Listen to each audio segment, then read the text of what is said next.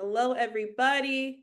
I'm waiting for everybody to come in. Good to see you. Good to see you. Welcome, welcome, welcome to the Lunch and Learn. I said one thing about Represent Women is we're going to have a Lunch and Learn. We're going to have a Lunch and Learn every month. So welcome to, I think we are on Lunch and Learn number 8. Hello and welcome. This is the Women's Power Collaborative Lunch and Learn. It is called Step Forward with Emerge, hosted by Emerge's Deputy Training Director, Jamie Lynn Maniscalco. So thank you so much for being here. Thanks, everybody. We're super excited. We have a lot of people who have registered. So as everybody starts to come in, and for those of you who have been here before, you already know the drill. Please introduce yourself in the chat, your name, your organization, the city that you're from, and any fun fact about yourself that you would like to share. So go ahead and put that right in the chat, and I'll go ahead and introduce myself. For those of you who don't know me, my name is Victoria Pelletier. I'm the National Partnerships Manager with Represent Women. And for those of you getting a little bit familiar with Represent Women, we are a nonpartisan nonprofit, and we are dedicated to system strategies that help build women's political power so that more of us can run, win, serve, and lead. And I'm also going to take a minute to plug Represent Women's Gender Parity Index, which is hot off the press for 2024. So the GPI tracks progress towards gender balanced governance, and it identifies opportunities to increase women's political representation across the United States. So we assign a gender parity score, letter and grade, and ranking to all 50 states based on their proximity to parity. So everybody has a grade depending on where you are. So go ahead and go to our website and check out where your state ranks. And shout out to the Represent Women staff and especially the research team for this important research. If you have any questions or you want to dive deeper into the GPI, don't hesitate to let me know. And if you are getting familiar with the Women's Power Collaborative, which is where you are now, this is an incredible member platform created here at Represent Women and is the only national level platform of its kind that combines women's representation efforts with those focused on democracy reform. So if you're not yet a member of the Women's Power Collaborative, it is totally free to sign up, so don't hesitate. And you can go ahead and sign up on the Represent Women website. We have a ton of things to offer on this platform. We have resources, we have research, we have networking, we have regional group meetings, and of course, we have monthly lunch and learn. So again, thank you so much to everybody for being here, and a huge thank you to Jamie Lynn for your willingness to present. We're super excited. So a couple housekeeping items before we just go ahead and get started. This session is being recorded, so we will make sure that everybody gets a copy of the recording once it is available. We will go until 1 p.m. Eastern time. So if you have any questions, any comments, any reactions, you can go ahead and utilize that in the chat, but we will also have some time at the end for Q&A. And I think I have covered everything. If you have any questions, feel free to put them in the chat. Myself or another staff member will get back to you on that. And again, huge thank you for being here. We're super excited to have Emerge present. So without further ado, I will pass it over to you, Jamie Lynn, and thank you again. Hello, everybody. Welcome. Can I get a little wave if you're here? Nice to meet you. Thank you for coming. What an exciting day, right? Not only do we have now Vice President Kamala Harris at the top of the ticket, but I am really excited to see Governor Tim Walz joining her. My name is Jamie Lynn Maniscalco, and I am the Deputy Training Director at Emerge America, where we recruit and train and provide a powerful network for Democratic women and non-binary folks who plan to run for office someday.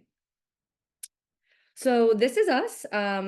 We are Emerge. We are a national organization. So we do have a presence in all 50 states, but in 17 states, we have actual affiliates on the ground where they run their own 6-month signature training programs and boot camps. But don't worry, if you are not in a state that has a current Emerge affiliate with an executive director and a cabinet on the ground, you still have plenty of opportunities to train with us, including next year, we have a national virtual signature training program that I'll be talking about at the end. So if you don't live in a state with Emerge affiliate quite yet, you are still able to train with us, and maybe we can bring an affiliate to your state someday. So I'm going to start this off by just playing a 2-minute video that introduces Emerge way better than I can, because it's our alums introducing you to our program.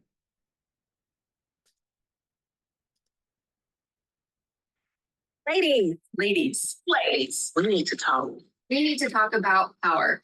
Women are powerful. We are ruling economies, thriving economic growth, breaking box office records, winning championships, filling stadiums, smashing records, and standing up for what's right. But when it comes to political power, who has it? The patriarchy. The Old Boys Club. Stale, pale, and male. And their supporters. That's Not. us. You see, power in the hands of democratic women. It's power for the community. Not power over the people. Power for the people. It's the power to do what's fair and what's right. Deliver justice, protect our rights and freedom. And defend our democracy. That's what Emerge is about, building power For the democratic women of the new American majority. Black, brown, and indigenous women, women of color, LGBTQ plus women, Young and unmarried women. To build power, Emerge focuses on recruiting and training democratic women To run for office and win. and win and win. In the last election, Emerge candidates won 71% of our races. Emerge has more than 1,200 alums in elected office. Including me. And me. And me. And me. And me. Our network has grown to more than 5,500 plus women trained nationwide. Emerge has more than 200 alums on the ballot this November. For Emerge women on the ballot. Running for office and winning. is about having the power to deliver change for our communities. The power test healthcare. Paid leave and childcare. To fund education and gun violence. To ensure free and fair elections. To deliver equal rights. Sí se puede. But to build the power we need to make change, we need more democratic women in office. That's where you come in. We need you to use your power to support Emerge. Visit emergeamerica.org to find out how you can plug in. Sign up to run for office, apply for training, and support the work of Emerge. Because when democratic women have power, Everybody Everybody. everybody wins.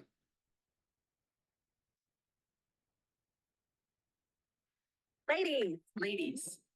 So that video gets me really excited. I hope you can see there that what we truly are focused on is the new American majority. Emerge has a goal to train and recruit over 100,000 women in the next 10 years. By 2035, we have a goal to recruit and train over 100,000 women and non-binary folks.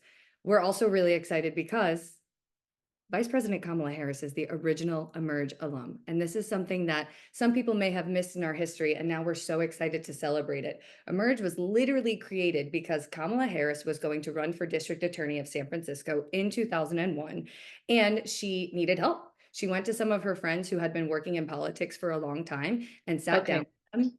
All right, sounds good. Okay. All right, thank you. I think somebody's off mute, y'all. If you could just go on mute if you don't mind. So she sat down literally on a floor with the co-founders of Emerge and did her first Rolodexing session. And since then, we have become a national movement. As of right now in 2024, our number has increased to actually 6,000 alums across the country. And we have over 1,200 of our alums are sitting in elected office right now, including Vice President Kamala Harris, who you know is now at the top of the ticket. And she has recruited and mentored and trained a lot of our California alums, with someone you may know, Mayor London Breed. So what are we doing here today, right? You may be somebody who is interested in running for office. You might be somebody who has never considered it, or you might be here because you support other candidates. I want to, in our Step Forward trainings, what we do is we focus on finding the why. We focus on how to put your passion towards the position that you want to run for. And then we're also going to talk about how you can start to build the path towards that. So that being said, it's really important to find your why. Why are you here today? Why did you come to this Zoom? What is it that brought you here? Your personal story matters, because when you tell your personal story, it's going to encompass what inspired you to run for office in the first place. And stories are what connect us, right? Stories really matter. And the studies show that the personal stories tend to make women even more unique when they're running for office. So today, I want you to think about your personal stories and your values, and then connect them to the issues that you care about and the issues you would incorporate into whatever platform and whatever position you decide to run for. So the issues that you have that are important to you, they're all connected to policies, right? I'm sure everybody on this Zoom has heard before, all politics are personal and local. So your issues connect you to policies. Then your values are what connect you to the greater vision of running for office. And we're going to run through an example right after this.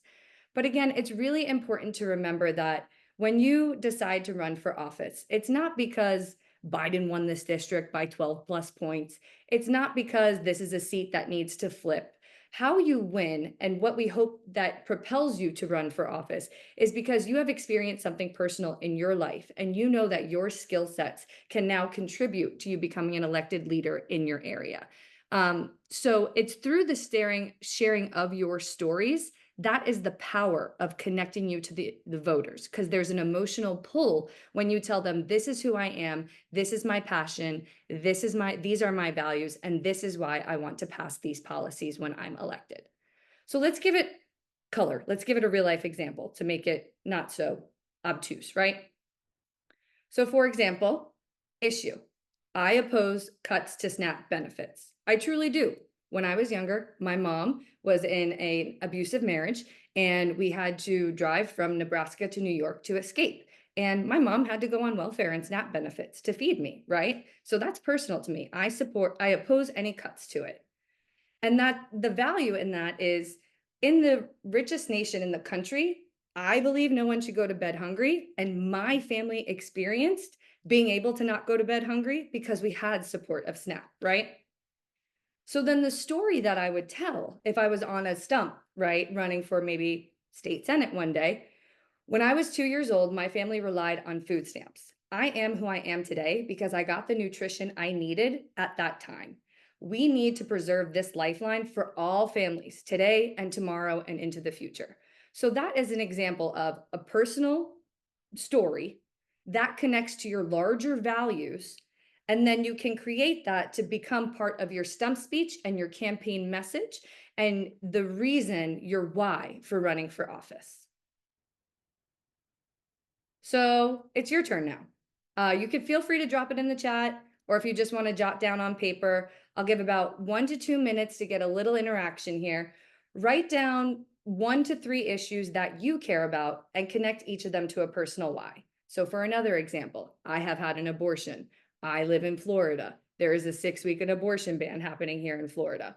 If I were running for office, I would be talking about that, right? So I'll give you about another 60 seconds, 90 seconds. Feel free to drop any of the issues in the chat and how it is connected to a personal why for you, or just take that time to jot it down. And this is how all Emerge trainings go, whether you do them in person or online. We're never just going to talk at you. All of them will be interactive and you'll get a moment, usually in all of our trainings, to make the abstract personal and to put pen to paper and always progress what you're trying to do with your campaigns. Does anybody want to come off mute and share or drop anything in the chat? Or are we feeling a little shy today? Still thinking. I just need a little bit more time. Okay, I'll give it 1 more minute.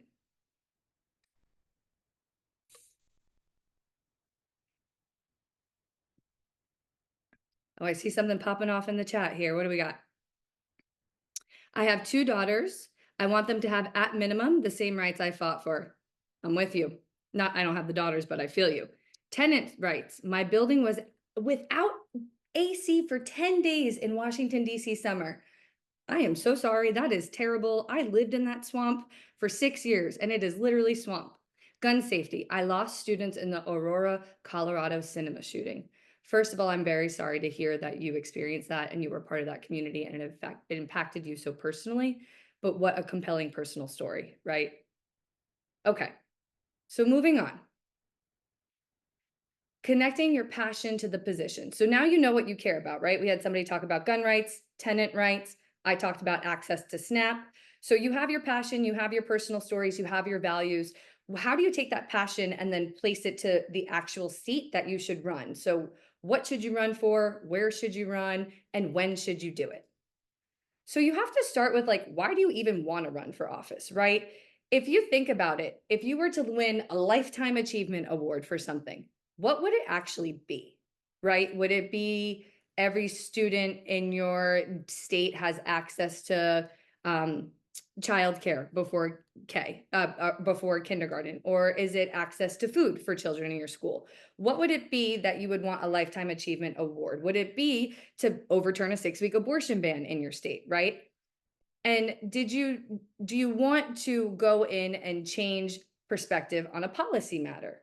Or do you want to go in and do something to shape and build a better community, right? So before you even think about what day, what year, what position, why do you want to do it? What do you want to accomplish?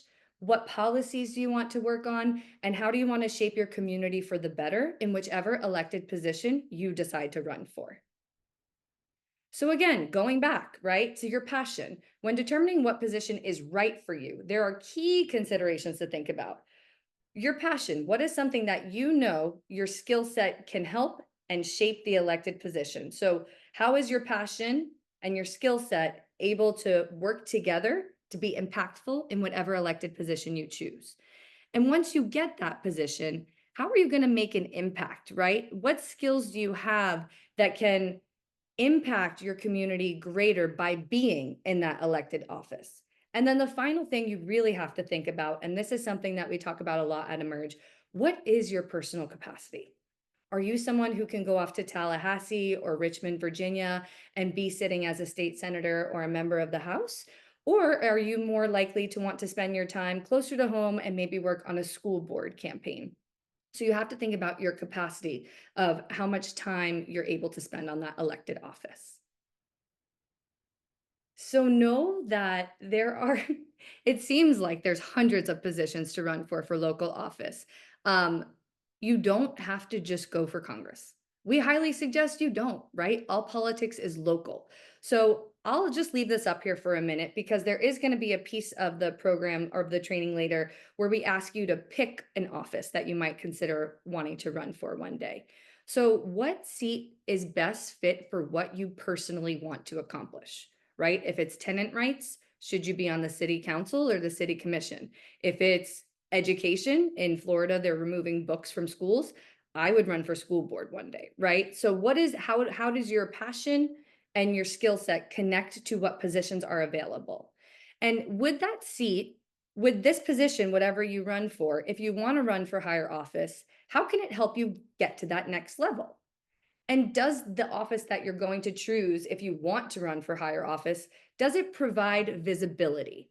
Meaning, maybe if you choose to be a library trustee or a water commissioner, you're not so much out in the public facing people. Whereas maybe if you are the mayor or a sheriff or on the school board, you're interacting more face to face with people. So you're able to build a bigger name to then maybe run for state senate, state house, something like that. A few more points to think about here. Would you take tough votes that could be used against you if you have a public voting record, and can you defend them? Whatever office you choose, would it allow you to get to know local opinion leaders? Would this office that you choose at the start help you build a fundraising base, right? And the most important part, what is the geographical matchup between the district that you live in and represent and what you might want to run for later down the road, right? We all know with gerrymandering and districts, all districts are crisscrossing, right? But if someday you want to run for state house or state senate in your area, it would be important to try to find a local seat that would stay within those district lines so that when you move up, you're building a base with the same volunteers and the same voters. So there's a lot of strategy in it. So where do you want to run? Do you want to run for office where you're sitting right now? Like when I lived in Washington, D.C., I knew I'd want to run for office one day, but I knew it wouldn't be there. That's not where I was going to build a family, and that's not where I'm from. So if I run for office one day, probably be down here in Hollywood, Florida, because I've lived here for 6 years and I'm probably going to have a family here, right? You have to think about that the constituents of the district will be your boss. So who do you want to work for? Do you want to be a school board member who's really dealing with the concerns of parents and teachers? Or are you more interested in being the tax commissioner? Are you more interested in being the mayor and learning how to manage a budget and a huge city staff, right? So your constituents and the people you serve are your boss. So how do you want to spend your time working in this elected position? And remember, you can't run for office without a base. You need voters, volunteers, donors.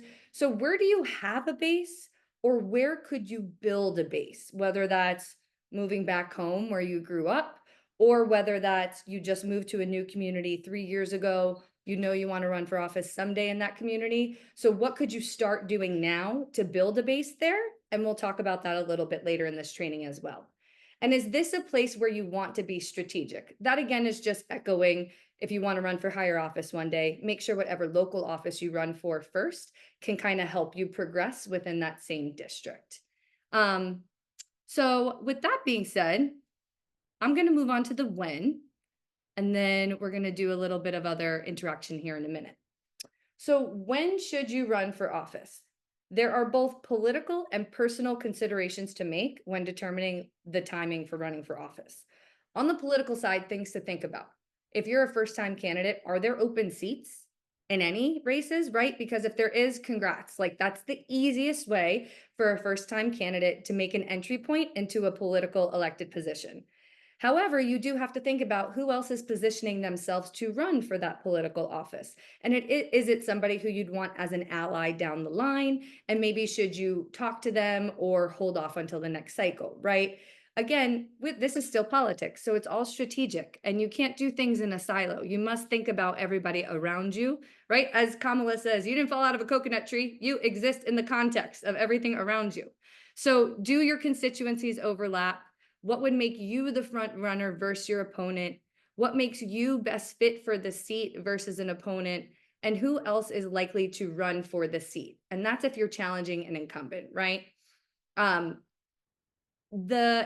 The one thing I would say about challenging an incumbent, if there is a lot of chatter that they're going to retire soon, there's a way that you can sometimes have conversations with folks who are going to be retiring from positions, especially if you've already been involved in, say, your local Democratic committee and you have a relationship with them. When somebody is retiring from a position, that is a great way to not only find out about an open seat before it's public, but to also build relationships and support of the people who were supporting that retired elected official, and that elected official maybe endorsing you in the future, right? So let's move over to and then the last thing I wanted to mention is what else will be on the ballot. I'm going to go back to Florida because this is where I live, right? This year in Florida, we have legalizing recreation marijuana. We have overturning the 6-week abortion ban by voting yes on Amendment 4.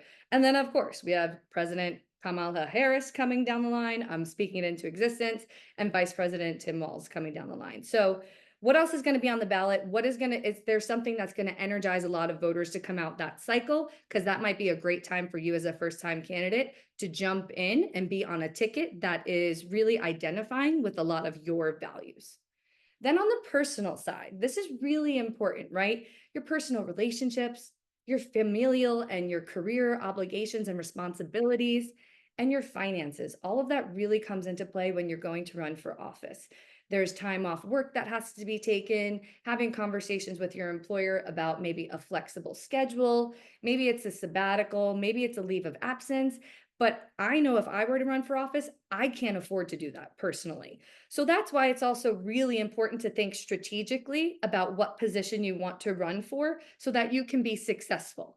Becoming a member of a state house is a much bigger time commitment than joining your water commission, right? So, and neither of them are right or wrong or the better way to go, but it matters again, what is your passion? What are your skills?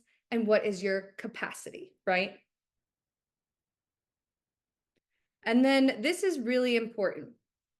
Before you even do the paperwork, gather your kitchen cabinet, do all the hard things, think about if there's truly a path to win. Am I prepared to win? Is there a path to victory in this specific seat? Am I prepared to do all the work it takes to launch a competitive campaign for this seat? You have to, when you are running a campaign, it's like creating a startup business. And there's varying degrees. Some campaigns you only have to raise 10,000. Some campaigns you got to raise 10 million, right? But this is where it's really important to have some relationships with folks in the political world, which obviously you do, having relationships with your local Democratic committee, being able to look at financial disclosures to see how the previous candidates, how much money they raised, how much money they had to spend. That's all some research you can do to see if you are prepared to do the workload that it takes to run for a competitive campaign. And then, can you make a compelling case for why you are the best candidate for your seat?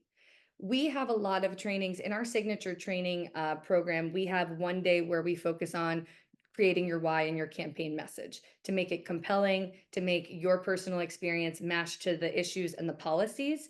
So we would love for you to join an Emerge training full time, a full signature program.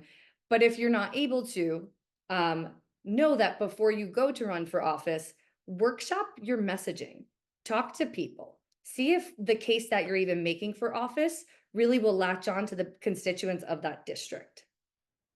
And then finally, also make sure to consider, are you considering to run for something in your town? Also consider your town, city, constituencies, and changing demographic.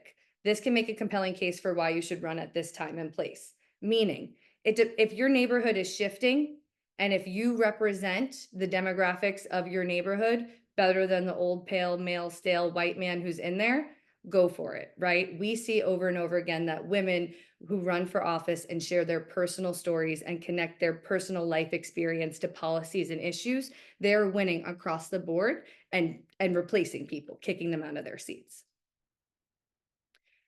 So this is a heavy thing, right? What if you lose? Well, what are the benefits of running and losing? Again, I have a very personal example. Representative Regina Lewis Ward, she sits as a state house member in Georgia. The first time she came to an Emerge boot camp in 2017. In 2018, she ran for the state house and lost. In 2020, she came back and she won. And in 2020, she was an Emerge Georgia alum, and she was literally, this is verified by the DLCC. In 2020, Representative Regina Lewis Ward was the only Black woman in America to replace a Republican white male in a state house seat. So yes, she ran and lost the first time, but what she did was she took that momentum, she took those lists, she took those donors, she stayed in touch with them, and she kept building, and she went and ran for that seat and won. So losing can also be losing can be strategic and smart, because it's never a bad move to run for office, because you're getting name recognition, you're building your base, and whether you win or lose, it's going to elevate you politically. You are now part of the political conversation in your district and in your state. And after your loss, setting up your next run is going to be better. You might actually end up being the front runner right from the jump, and get endorsements of folks right at the beginning, because they know you already. They know your issues and they want to see you be successful. So I see something in the chat. I just want to double check. Rep Lewis Ward. Yes, I love her. She's amazing. Yes, thank you. Thank you, Kate, for mentioning that. So many national candidates lost before they won. She mentioned Nixon and Clinton. So it's your turn. I want you to take a moment and choose a seat to run for.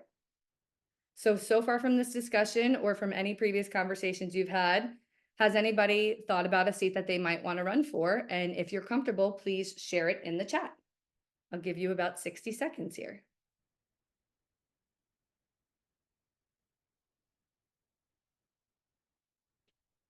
And I'm just going to read this chat for the recording while y'all are putting in your answers. Evelyn mentioned, if you are ready, don't let anyone tell you you must wait your turn. I challenged a corrupt incumbent and lost, but he was then convicted of voter fraud.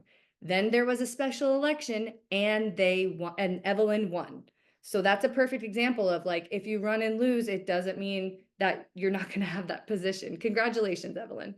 Did anybody want to share in the chat what position they might run for? All right, I hope y'all are enjoying your lunch. So once you figure out which position you're going to run for, oh, I see. I'm considering the executive board in my town and not looking beyond that. I really appreciate that comment, right? To know your limits, you know your capacity. You are happy to run for the town board, but you're not going further than that because of whatever your capacity or maybe your passions and skills really match that position the best. I see a select board, I see local school board. Congratulations. So now you know what you're interested in and you got to build your path to get there. How do you prepare yourself and your network for your run? So we're going to talk about building your path and how to make sure the people around you can help you win. So you're doing it. You're running for office. Woo! You got your paperwork in. We have a bunch of other trainings about how to get your paperwork in, how to file. Also, that's very much a state by state, district by district, race by race issue. If you have questions about any specific races or trying to get on the ballot in your state, my contact information will be at the end here. Please contact us at Emerge and we can help you figure it out. But let's pretend you're doing it. You're running for Marlene, you're running for your local school board race. We got you. So what would you need to be truly ready? What do you need to do to be 100% ready? Bad news, you're never going to be 100% ready. You're never. But the good news is it's okay. And there are still things you can do to prepare yourself for success. Why we say that the bad news is you're never going to be ready is politics is it changes day to day. This election cycle is a perfect example. You can never have a plan in your back pocket for absolutely every scenario that comes down the pipe. But the good news is there are things that you can do to prepare yourself for success. We don't have the cure to end sexism or racism that you might face in your campaign. But at Emerge, we can make this like a lot less of a lonely experience and give you the tools and training to help you win. And listen, we see you and we want to help you. Like, we want to change the country. We want to partner with Represent Women to go into those states that still have the low gender parity score, recruit and train people in those states. Congratulations, at least nobody has an F anymore. Good job, you're doing amazing work. But let's get all those D's and C's up to B's and A's, right? So we're here, we want to help you win, and that's what our trainings will do. They'll prepare you. So a little bit more diving into personal preparation. You could take a screenshot of this if you want, or of course we're sending it later. So just reading the slide, but so you can think about it. Personal relationships. Prepare those closest to you for have you prepared those closest to you for the reality of you running for office? Do you have their support, and what does that look like? It's important to prepare the people closest to you. You need to say something to the people that you love, like, I'm going to run for city council, school board, blah, blah, blah. Are you with me? And if you are with me, what does that look like? Are you able to help watch my kids? Are you able to help host a fundraiser? Are you able to be on my kitchen cabinet and give me advice, right? Then when it comes to caregiving, whether you are a Democratic woman, a non-binary person, no matter what, a lot of us have caregiving roles, right? Whether it's for your children, your pets, your elder parents, a sibling, whoever. So if you are in the middle of caregiving right now, how would running for office impact your caregiving responsibilities, and what could potentially be shifted? There is really amazing legislation happening in certain states, some of it led by Emerge Women, Emerge alum, that campaign contributions can now be spent on child care. It's not in every state. I know it's in California. If you want more information about what's going on in your state, I could try to help you find out. But know that that's an option, right? That wasn't an option a few years ago, but that's what happens when we elect more women and non-binary folks to office who have been caregivers, right? Finances. How are you going to cover your personal finances? When you're raising money, that money is for the campaign.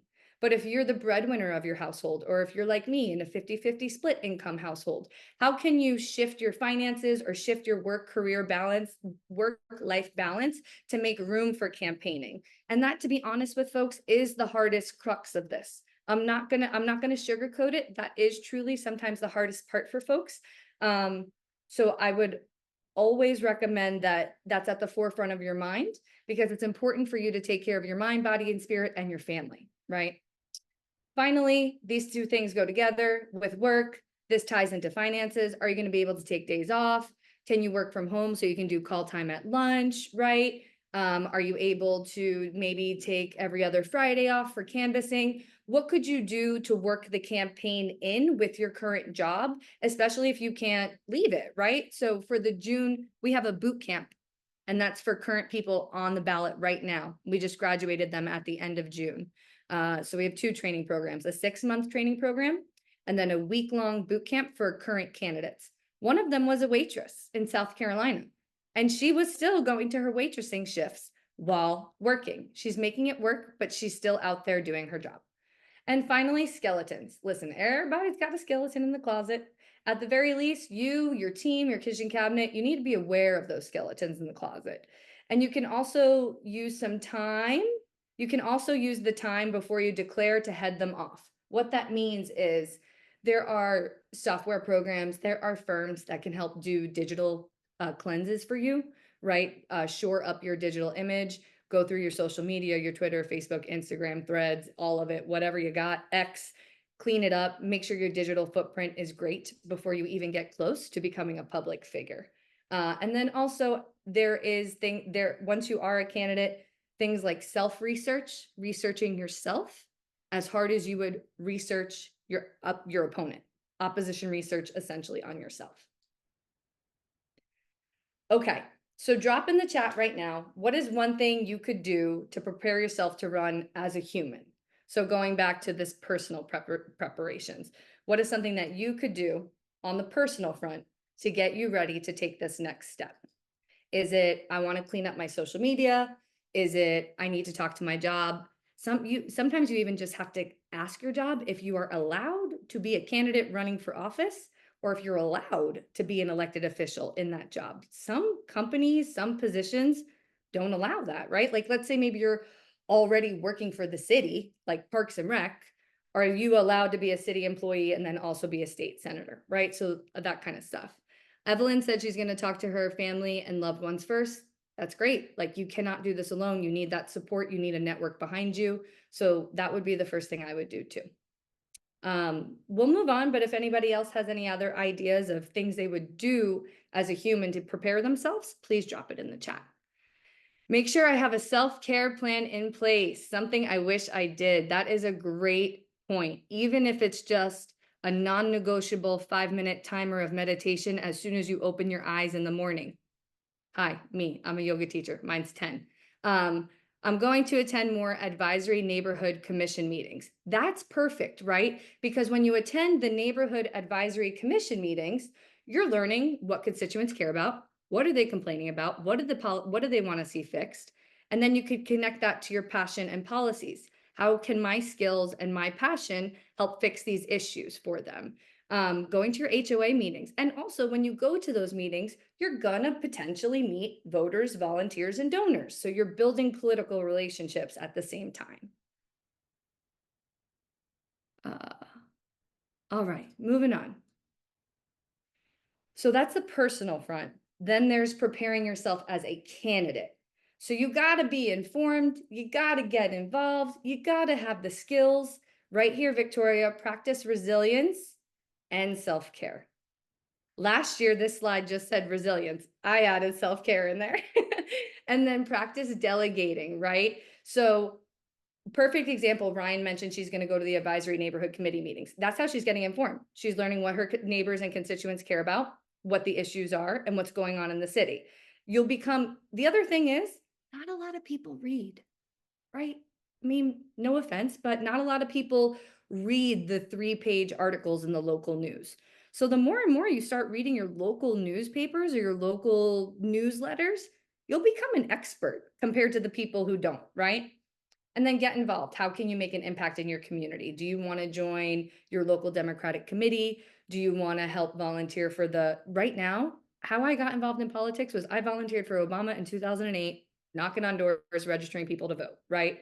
So this time to get involved with Kamala at the top of the ticket and you being Democratic women who want to run for office, go knock on doors, meet those volunteers, go volunteer in whatever district you would run for office one day and build those relationships right now. Even if you're not going to run for office for 5 years, the people that were my volunteers in 2008, if I ran for office even in Florida, they would be hosting virtual home banks for me. Guarantee it, right? Those relationships stick.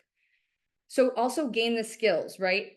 What skills do candidates have and how can you practice them now? Join an Emerge training. Sign up for one of our trainings. We teach you how to write your stump speech, build your field plan, do your fundraising, build your kitchen cabinet, hire staff, campaign safety, maintain mental wellness on a campaign. Or Could you potentially start to meet with other locals and the elected officials in the area and see what they did to prepare? Maybe all you want to do is take a public speaking course to get ready, things of that nature. Practice resilience and self-care. Campaigns are super tough. Campaigns are 18-hour days sometimes if you don't schedule yourself, right? But you have to find ways to keep up your energy and stamina. Back in the day, there was a volunteer who helped do laundry for folks at the campaign, right? Back in the day, we had some volunteers who would come and like bring pre-boxed food for us, right? How can you set up your schedule to take care of yourself, but how could you get others involved in your campaign and not just knocking on doors? Can they help provide self-care for the candidate, and for the staff? And then practice delegating. You cannot do it all. You can't write the stump speech and cut the turf for the door knocking and do the social media posts and write the emails and do 30 hours of call time a week. You can't. And it's not saying you have to hire a staff and have $1 million budget, but you can delegate to volunteers too. You can delegate to paid interns. You can delegate to the 1 or 2 staff members you might be able to hire. Practice delegating now. Practice delegating in your household. If you're the only one who does dishes because they don't load them right in the dishwasher, maybe try to give that up. See what it's like to delegate. See what it's like to give away a simple task and have somebody do it for you and see how that feels, and start to offload things that you don't need as a human before you're a candidate, because then it makes delegating easier once you are a candidate. All right, so I'm going to make you get involved. What's one thing you could do to prepare yourself to be a strong candidate, right? So again, candidate preparation is right here. Get informed, get involved, gain the skills, practice delegating, and self-care and resiliency. So I'll give you about 90 seconds. If folks could drop in the chat, one thing you can do to prepare yourself as a candidate to run for office. And there's a great note here that I'll read for the recording. This person is a former social media manager. Lock down whatever profiles are public facing and which ones are private early on. The internet can be brutal sometimes. This is a really good tip to separate, before you are a candidate, your personal social media pages and starting fresh ones as a political candidate to keep them separate.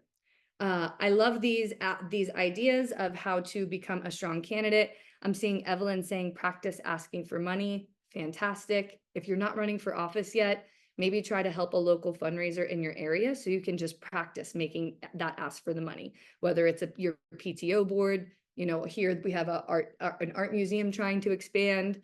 Maybe it's hosting a fundraiser for Kamala, right? And you're hosting a $low fundraiser for Kamala, and that's a great place for you to start using that muscle. Get solid on the campaign finance reports for previous candidates. Get solid on the campaign finance reporting requirements. That's really smart. Practice interview strategies like diverting gotcha questions. Build relationships with the communities you are working to serve. Don't ask for money in your first meeting. Yes, love that. Know and believe your elevator pitch. Yes, definitely. Buy URLs that can be useful for various campaigns. If you are going to run for office one day and you don't own your name, .com, .org, 6 ways to Sunday, go do it after this. That could be your first step. Go buy your JamieLynnManiscalco.com, .org, .net, Jamie Maniscalco, right? Get your URLs. That is a great piece of advice. If you want advice, ask for money. If you want money, ask for advice. That is so funny. Last thing, delegating practice is so important, especially as women who are often told we shouldn't and judged for being too bossy when we do so. Hang on one sec. My computer's getting low, so my little ring light is sucking up my energy. I'm going to plug this in real quick. There we go. Perfect. All right. So that's what we could do to prepare ourselves as a candidate. We got 15 more minutes and we're almost done here. So let's look at your network, right? Analyzing your network. Who's already part of your base? Personal circles are like rings on a tree, right? There are people who are super close to you, and that's your family and friends. But then you have people who are your professional colleagues. You have people who are your acquaintances. Then you have people who share your ideology, right? There is an entire training from Emily's List that's part of our fundraising training that's called your circles of giving. So this is how you analyze the network of people that you already know to figure out who could donate, who can help as a volunteer, and who could spread the word about your campaign. And we teach you how to do that process at Emerge. So you would analyze your network, who's already part of your base, and who should be in your network that isn't part of your base. So if you want to run for school board in 3 years, do you even know your local school board member? Have you ever been to a school board meeting? Right? So if they're not in your base, who should be in your network before you get ready to run for office? And then what can you do to grow your network, right? Let's say maybe you recently, for example, like had a kid, and let's say you were super involved in like the 2016 and the 2012, but you've kind of been like a little off the radar. What can you do? Well, how can you add people to your network? How can you deepen relationships with the folks in your network? Again, go to those community meetings, doing things like this, right? Even though these are digital relationships, campaigns are national and digital now, right? People can host a Zoom fundraiser for you anywhere in the world. So how can you grow your network, even if it's not within your district? And then how can you develop your network? How can you prepare your network for your eventual run for office? So how you talk to these people is, you know me, you love me, and this is really important to me. But be careful. People want relationships and relatable people who care about them. They don't want you to be inauthentic when you're asking for help for this campaign, right? Don't use your folks, for lack of better words. So in analyzing your network, this is what we were talking about that we teach you how to do at Emerge, power mapping. Who's already in your network, right? Your holiday and birthday card list, your Facebook friends, everything. Who's on your LinkedIn, like your neighborhood HOA, any Excel spreadsheet that you have with people's contact information that is yours, they're in your network, right? Your friends and colleagues, those who have helped you on the way, members of your religious groups, your book clubs, your knitting clubs, your DEM clubs, boards and commissions, your yoga studio, your gym, right? These are people who are already in your network. So when you're analyzing your network, what do those people provide for you as you move from person to candidate? Can they provide moral support, childcare support, expertise in policy or just campaigning in general, access to other elected officials or donors or prominent people in your community? Do they have the resources that you need? Do they have access to maybe some volunteers or money? Or do maybe they have information? Do they know things? Do they know your district really well? Do they know different parts of your district that maybe you're not familiar with? And maybe there are people out there who can share information, like when they get a mailer from your opponent sent to their house, who is going to be that person who's going to text you the pictures so you know what your opponent's saying, right? You have a lot to ask for. You have a lot of people that you have to get volunteers and get donors to run a successful campaign. And then you have to ask them to donate again and volunteer again. So doing this analyzation of your network, even before you begin running for office, will really help you later. And then when it comes to who are you missing? Opinion leaders, business leaders, maybe join your chamber of commerce if you're a small business owner, the religious community leaders in your district, issue-based organizations in your district. Do you know the activists? Do you know the advocates who are going and lobbying on behalf of communities and constituents? All the elected officials? Do you know the endorsing organizations in your area? Are you familiar with the Young Democrats and the LGBT groups, and maybe making sure that you're aware of the NAACP lead in your area? What other organizations out there do you not know yet that you could start to get to know and develop relationships with, and get in touch with those organizations that eventually endorse candidates for elections? And then I've mentioned it a few times, the Democratic Committee. If you're not a part of it, join it. So think about ways you can grow your network. You can join a local board without running for office, right? Before you run for office, join a board, any board or commission, a nonprofit, a library, a school, volunteer. I volunteer at a place that it's called Global Empowerment Mission. They pack boxes for people in crisis around the world. Join a social club. I'm actually going to join Junior League in Miami, so I could tell the people down here about Emerge. That's a goal I have after this training. Run for your HOA board, engage in your local PTA, PTO, whatever you guys call it in your area, and just have coffee, have meetings, get to know the local business owners, get to know the people in your district. Get to know that grandma who sits on the porch every week because she knows everybody. And then how can you deepen your network? I know we got 9 minutes. We're almost done. You can deepen your network by helping someone find a job, right? When you know somebody in your life who needs help and you can be that person that links them to that support base, that person is always going to remember how you helped them and were a leader for them. And then also the company that you link them up with will be grateful that you brought them a strong candidate, right? Recruit others to join any boards or commissions that you currently sit on, and refer them to reporters, meaning ask people to talk to reporters on your behalf, right? Like get somebody to give a good quote about you. Write letters of recommendations for other people anytime you're asked of it, because, right, then when it's your time to run for office, you've already helped them, and then maybe they'll help you in return. Volunteer, like I just said, volunteer for Vice President Kamala Harris's campaign. Better yet, volunteer for the local school board person in your district, because everybody's going to volunteer for the top of the ticket. And if you really want to build deep roots, volunteer for your local candidates. Because when there's a top of the ticket presidential run, hundreds of people are going to go help Vice President Kamala Harris, as they should. But who's going to help that person running for state house or city commissioner? Maybe it could be you. And maybe that's your first endorsement when you actually announced, because you have that personal relationship of sweating and knocking on doors with that elected official. And then donate, even if it's only $5 a month, or if it's only a $15 donation ever. The way politics works is once you become a first-time candidate and you start asking elected officials for meetings and stuff, the staff on the back end is going to look you up in Van. They're going to see if you are in their NGP. They're going to see how many volunteer shifts she's done, or have they ever donated to people to support in our district, or, you know. So do what you can. And if you can't donate, that's fine. Volunteer when you can, no problem.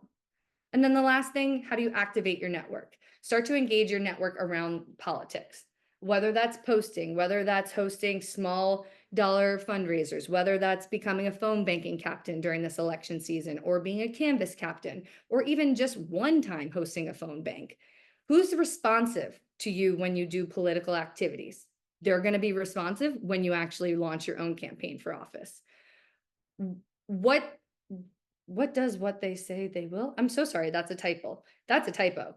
Are they doing what they say they will, right? If they say, yes, I will write a letter to the editor for you, or yes, I will show up to this phone bank, are they doing that before you're an elected official? If they are, they're going to show up and do it again when you're actually running for office. And who has those specialized skills? Is there somebody on your team is there somebody you know who's been an accountant for 30 years and they're retired? That's a perfect treasurer for your campaign, right? So think about who you know and what are their skills and how can they help you. So the next steps, how can you lift as you climb? What can you do within the next month to make your community stronger? This is our last interaction. So what could you do in the next month to either make your community stronger or just make your network within your community stronger? And this is our last piece of interaction. And then I'll share a few links and leave some time for questions. Let's see, anything in the chat?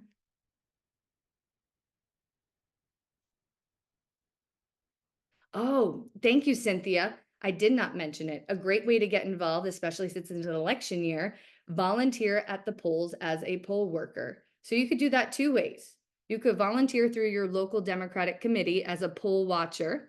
You could work with a candidate and hand out flyers, or I've done this before. You can actually get paid to be an actual poll worker and go through the training and actually operate the machines. And that's a great way to get to know the people, because those people who work the polls usually have done it for the past 15 years, and they're usually super active. Volunteer at the local school concession stand. Marlene, that's a super smart idea. If you're going to run for school board someday and it's football season, you literally get to meet hundreds of parents and students every day. Perfect. So this is the end of the training, y'all. I really appreciate you joining us for this Step Forward training with Emerge. This is an example of how we run our trainings, but it's also called Step Forward, because now you have some pieces of information and some ideas, and maybe the wheels are turning about what you could do to take that next step and run for office. So a really big potential next step is train with us. Join us for our 2025 trainings that are coming up. So if you live in Arkansas, Connecticut, Georgia, Kentucky, Maryland, Massachusetts, Nevada, New Jersey, sorry, I know, New Jersey, Oregon, Pennsylvania, Tennessee, Texas, Vermont, Virginia, or Wisconsin, you live in a state where we have an affiliate. That means we have an executive director on the ground, and we run training programs, hybrid, in person, and virtual. But don't worry. If you don't live in a state with an Emerge program, we have a 2025 virtual national signature program. This is our boot camp that I just graduated at the end of June. It was a full virtual program. And this program, the application is actually open. We opened it early for you guys, specifically for Represent Women. So if you go to this website, which I'm going to drop in the chat right now, you can apply for our signature training program. So if you live in one of the states where we actually have an Emerge affiliate, please email me and I will connect you to your ED, your executive director on the ground. But again, if you do not live in one of these states, please save this link, the 2025 virtual national signature program. These are it on this website. It shows you the exact dates that we will have the training. Applications open right now for y'all as Represent Women folks. You're one of the first people that have access to applications, but it's opening to the public this Thursday, next Thursday, the 15th. The deadline is Wednesday, the 13th to apply. And down here, you'll get to see all the curriculum that will be covered in your training. The last thing I would like to mention is something that Emerge is super proud of is we do have two other higher level trainings. We do have something called Seated Together, which is specifically for Black women who are currently elected officials or former elected officials that want to level up and run for higher office. And then we also have a training program called Gavel In that is specifically for people who are running for a judicial position.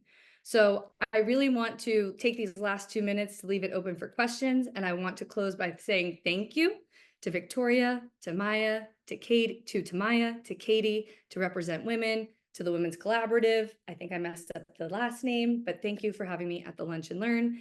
And I really hope all of you go out and run. Thank you. Any questions? Also, Emerge will be at the DNC with over 7 events. We'll have an Emerge Lounge where you can come charge your phone. We're having a Women of Labor luncheon. We're having power hours. We're doing this Step Forward training. We're doing this training at the DNC. So if you know somebody who should check us out, have them come by. But any questions? And then I'm dropping in the chat right now the webpage that lists all of the events and activations Emerge will be hosting at the Democratic National Convention in Chicago in a few days. Thanks, Jamie Lynn. Any questions? We have a couple minutes left, so I just want to open it up for any questions, reactions, comments. Seeing a lot of support in the chat of how wonderful and amazing this was, and I could not agree more. So Jamie Lynn, thank you. But before we wrap up, does anybody have any questions or comments for Jamie Lynn? I did see, I got a direct message that I do want to respond to.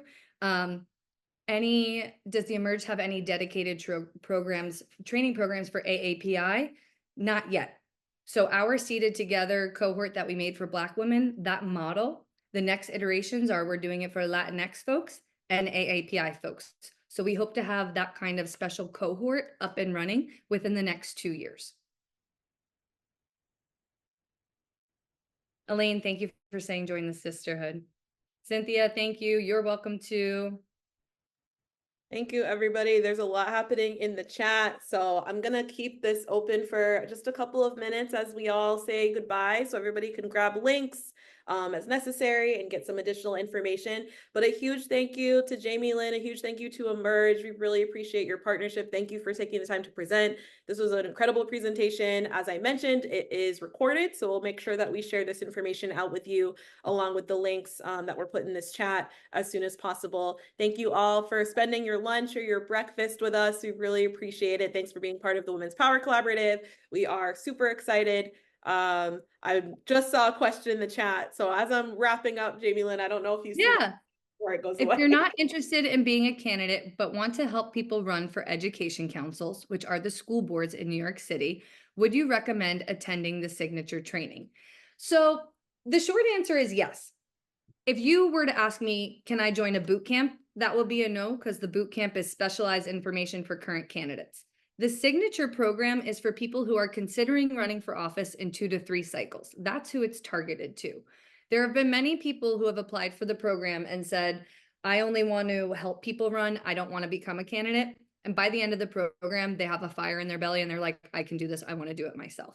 So if you already have it in your heart that you want to help other people run for office, I would potentially apply because that interest might grow into more for yourself. And the signature program would be the place to go because it's for people who are planning to run next cycle or 2 to 3 cycles from now. Perfect.